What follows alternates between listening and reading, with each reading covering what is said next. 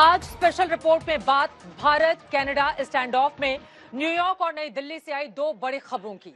भारत ने न्यूयॉर्क की धरती से कनाडा की धरती पर नफरत की भर्ती का पूरा खेल दुनिया के सामने सबूतों के साथ रख दिया। भारत के सॉलिड सबूतों ने दुनिया के सामने कनाडा के प्रधानमंत्री जस्टिन ट्रूडो के खालिस्तानी खेल को फेल कर दिया। ये कैसे हुआ?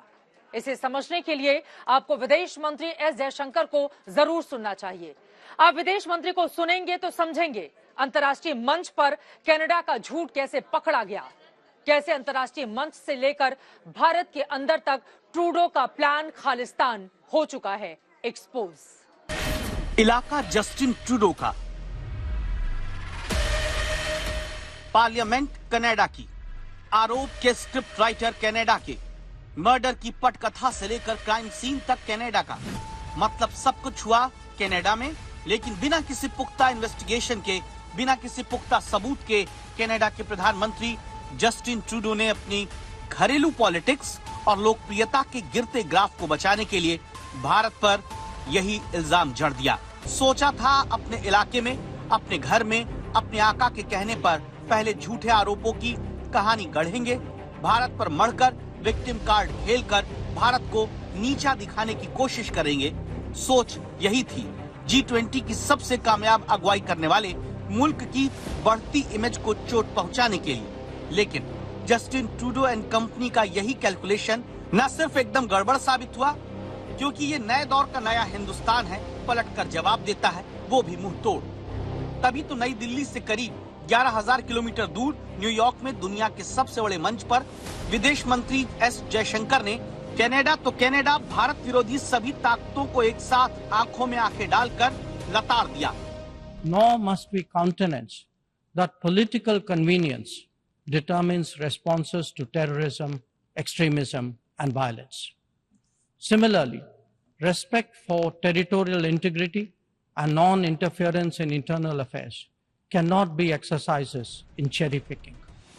भारत की लाइन एकदम क्लियर है, जो पहले दिन कहा वही स्टैंड आज भी कायम है। कोई घालमेल नहीं, अहंकार नहीं। कनाडा के पीएम ट्रूडो बार बार अपने बयान का पुराना टेप सुनाते हैं। भारत ने न्यूयॉर्क से पूछा कौन सा सबूत किसे दिया, कब दिया, कहां दिया। हिम्मत है तो डिटेल भी साझा कर दे। Told the Canadians that this is not the government of India's policy.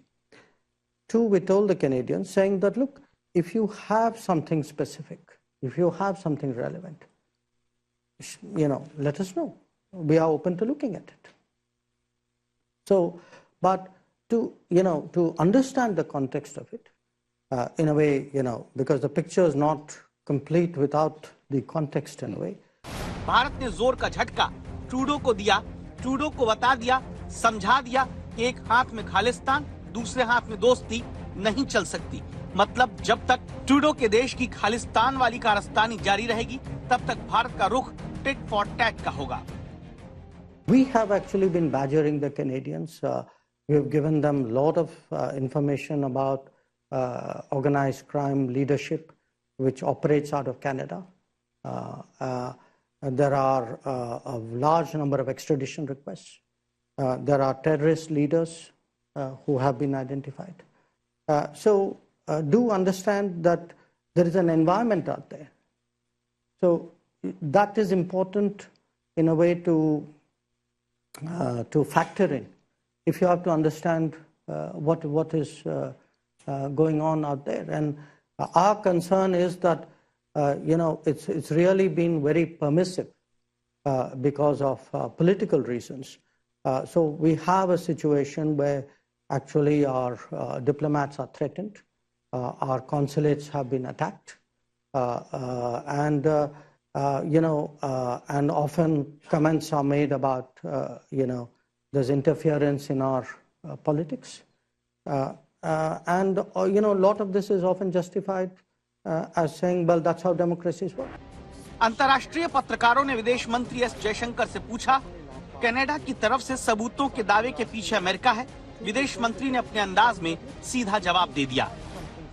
It is said that intelligence was shared amongst the Five Eyes about the assassination, is what they're calling it. And the other thing is apparently the FBI has told U.S.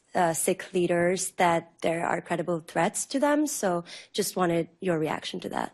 I'm not part of the Five Eyes. I'm certainly not part of the FBI. So I think you're asking the wrong person. Canada ने सपने में नहीं सोचा था ऐसा जवाब मिलेगा।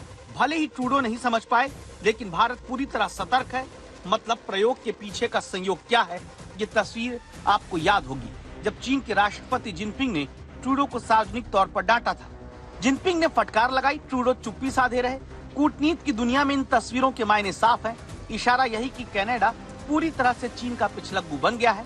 जब कनाडा का आका चीन हो तो समझना मुश्किल नहीं ट्रूडो किसकी शह पर खालिस्तानियों की गोद में खेल रहे हैं। आज तक ब्यूरो। आपने देखा कि कैसे कनाडाई पीएम जस्टिन ट्रूडो ने झूठ बोला तो विदेश मंत्री जयशंकर ने धो डाला। भारत के विदेश मंत्री एस जयशंकर ने कहा है, कनाडा में खालिस्तान समर्थक आतंकी हो या गैंगस्टर, सबको खुली छूट मिली हुई है। लेकिन अब हम ऐसा खुलासा आपके सामने करने जा रहे हैं जिसकी वजह से भारत और कनाडा के बीच तनाव पैदा हुआ है। जी हां, खालिस्तानी आतंकी हरदीप सिंह निज्जर की हत्या। ट्रूडो ने बिना सबूत के कह दिया कि निज्जर की हत्या में भारत का हाथ है, जबकि सच आज जस्टिन ट्रूडो को भी देखना चाहिए। कनाडा की धरती पर जिस तरह से खालिस्तानी आतंकी और गैंगस्टर का गठजोड़ चल रहा है और इन्हें भारत की दुश्मन नंबर 1 पाकिस्तान की खुफिया एजेंसी आईएसआई बढ़ावा दे रही है। अब हरदीप सिंह निज्जर की हत्या के पीछे आईएसआई का हाथ बताया जा रहा है। वो कैसे, आइए देखते हैं हमारी ये स्पेशल रिपोर्ट। कहते हैं अगर बोलने से पहले एक बार सोच लिया जाए तो फिर बोलने के बाद 100 बार सोचने की जरूरत नहीं पड़ती। और आज की तारीख में कनाडा के प्रधानमंत्री जस्टिन ट्रूडो के साथ कुछ यही हो रहा है। खालिस्तानी आतंकी हरदीप सिंह निज्जर की हत्या में ट्रूडो ने भारतीय खुफिया एजेंसी रॉ पर आरोप तो लगा दिए। अब हरदीप सिंह निज्जर की हत्या को लेकर जो खुलासा हुआ, यकीनन उस पर कनाडाई पीएम जस्टिन ट्रूडो को बहुत पछताना पड़ेगा।